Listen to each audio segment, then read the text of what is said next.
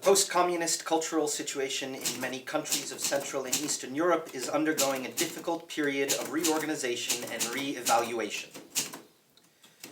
The cultural structures, institutions, and ideologies are being adapted to the new democratic situation. New ministries of culture are implementing new policies,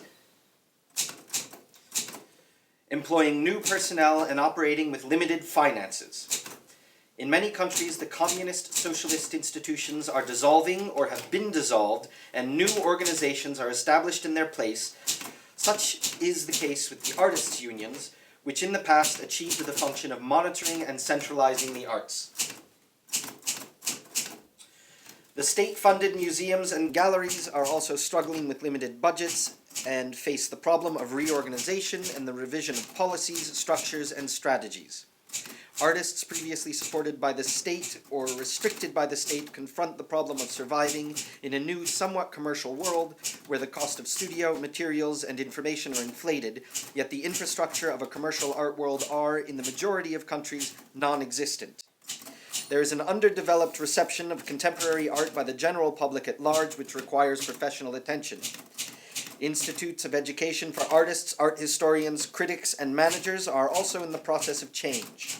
Curricula must be revised, new professors must be employed, and finances must be obtained to train professionals to contend with their new worlds. Most importantly, professionals of the art worlds must be given access to the international art world, to information, to allow the artists and related professionals to become an organic part of the international art world and not part of the disadvantaged periphery. Paragraph. The function of the Soros Center for Contemporary Arts is to allow the arts world and the regions to have access to the international art world on a professional level and on the level of information.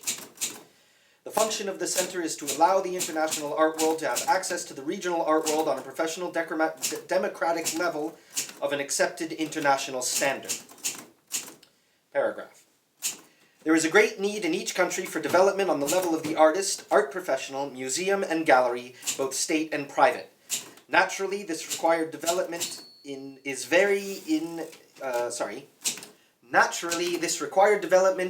different in each country.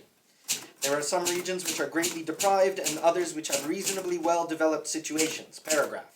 The center attempts to develop the situations, the conditions in the art worlds, and to bring them to the international forum via the Soros Center for Contemporary Art Network. Paragraph. A number of international foundations and institutions will be using these centers to channel their information, projects, and finances to the art worlds of the region. Thus, the centers will collaborate both financially and in programs with other reputable organizations. The centers will naturally attempt to collaborate within their own countries with art organizations and institutions, bringing together bodies which have tended to segregate.